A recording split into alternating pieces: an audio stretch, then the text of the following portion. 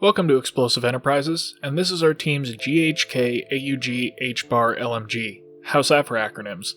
You may have seen this gun before on social media, but today we're going to take an in-depth look at its real-world origins, how it was built, how it performs, and how the Airsoft clone compares to the real thing. So first, let's talk about the real gun this is based on.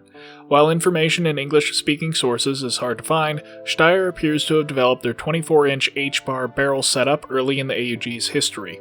This barrel was offered in two configurations. The first was a DMR using a ZF69 6x scope mounted to an export receiver with top rail, but otherwise was a standard AUG. The second was a light machine gun configuration, using either the standard A1 or later A2 receiver fitted with an open bolt trigger pack. The LMG was also intended to be used with 42-round magazines for slightly higher capacity. On paper, this LMG variant had a lot going for it. It was all drop-in parts, so had logistical commonality with the proven and reasonably successful AUG. It offered open bolt operation and quick change barrels, both of which are important characteristics for sustained fire, and with the bullpup configuration, even a 24-inch barrel length was relatively compact.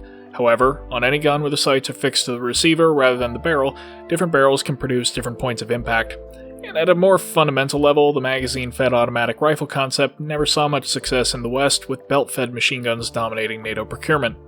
Ultimately, it appears that no HBAR AUG configuration saw military success.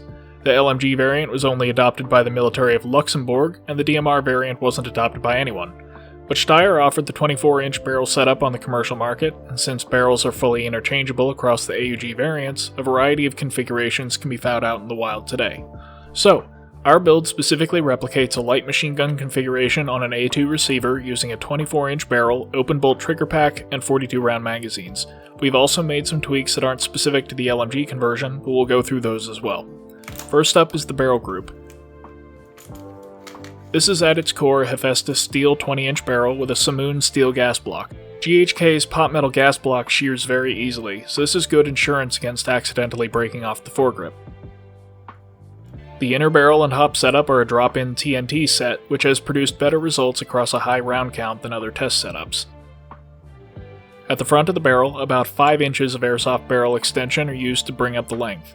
It turns out that GHK molded part of what would be the barrel on the real thing into the flash hider, so it's necessary to add a bit of extra length to get it correct with a different flash hider.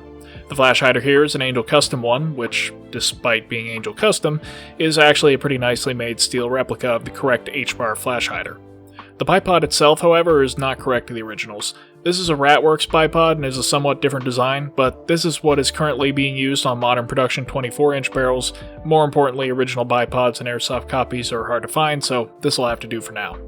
One additional note on the barrel is that the bipod's ability to swivel is limited by the screw that secures the yoke to the barrel.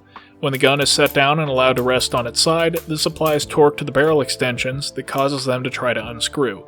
So it was necessary to epoxy the barrel extensions to the barrel and then reinforce with a set screw. This barrel arrangement is thus permanent and cannot be disassembled. Moving back to the receiver, the optics have been slightly elevated by the addition of spacers as covered in our complete guide to the GHK AUG, link in the description. On top of the scope, a Simoon rail mount has been cut down to leave just the mount for an RMR clone. As an added bonus, some of the remaining hardware made for a perfect mounting point for a polycarbonate lens protector. In the receiver, only one change has been made to the bolt. After around 4,000 rounds of fire, it became apparent that the recoil springs were taking a set and starting to weaken. 1-inch long plastic spacers were added behind each spring, bumping the tension and thus rate of fire back up to the correct 750 RPM. In the long run, it may be necessary to treat these as consumable and replace as needed. The fire control group represents the most significant change to the gun. Here we have the modified open bolt fire control group on the left and an unmodified GHK fire control group on the right.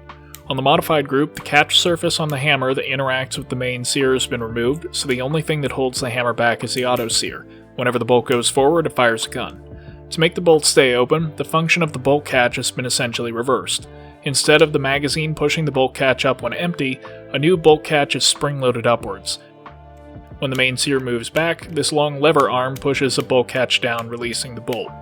To be clear, for Airsoft purposes, there's no functional advantage. The open bolt trigger pack and the stock one works just fine.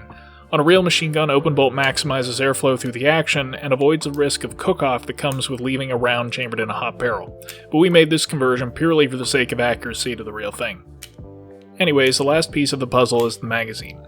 Standard GHK AUG magazines, styled after the real 30-round mags, hold a maximum of 40 BBs. To make this gun practical as an airsoft machine gun, we replicated the appearance of the 42-round magazine, but shortened the gas reservoir, tapped it for HPA, and incorporated a high-cap feed system from a Tokyo Marui mag. This hybrid magazine holds 450 to 500 rounds and will feed about half of them in a single wind. If you want to know more about how this magazine works, we actually have a video on it already, so I'll put a link in the description. Anyways, 5 of these magazines provides a total of 2250 to 2500 rounds, which is sufficient. So that leads into the obvious question, how does it perform? Well, better than I expected. With a fully loaded magazine, it's still under 10 pounds, but more importantly, it balances just ahead of the grip. This makes it very comfortable to manipulate and fire from the shoulder, manipulating much more like a rifle than a conventional machine gun. The optics suit this automatic rifle concept well. The scope is narrow, but with only a 2x magnification, the field of view isn't terrible, so it helps to walk fire onto hard targets without being slow to acquire or obscuring my peripheral vision. Then the red dot riding piggyback allows for fast acquisition at close range and a more heads-up shooting posture is needed. It's accurate enough with a TNT barrel setup for these optics to be genuinely helpful, and the issue of losing zero with a barrel swap doesn't apply because, of course, there is no need to swap an airsoft barrel in-game. When the trigger is pulled, there's a noticeable lock time before it actually fires, thanks to the open bolt operation. This short delay took some getting used to, especially since the gun will fire once more if the trigger is released while the bolt is still cycling forwards. Unlike the default closed bolt pack, however, the system fires in full auto as soon as the trigger is pulled, rather than using a progressive trigger that first fires a shot on semi before switching into full auto as the trigger is pulled further. The biggest issue we've run into is that while the magazines work very well, they aren't perfect ergonomically. Because a single full wind is only enough to fire about 250 rounds, it's necessary to keep winding the high caps in use, which is a bit awkward with the bullpup layout.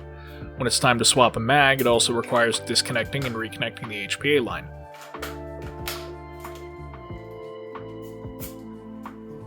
There do exist beta C-mags developed for the AUG, and while this would definitely impact the balance of the gun, it might be worth looking into.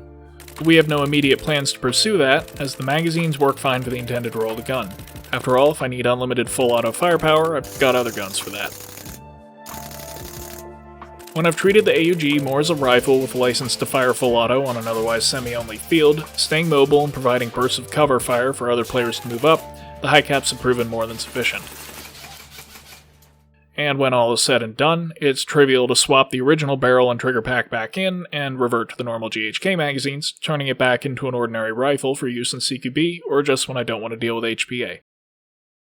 Well, that's all for today, so let us know in the comments if you have any questions. And as always, thanks for watching.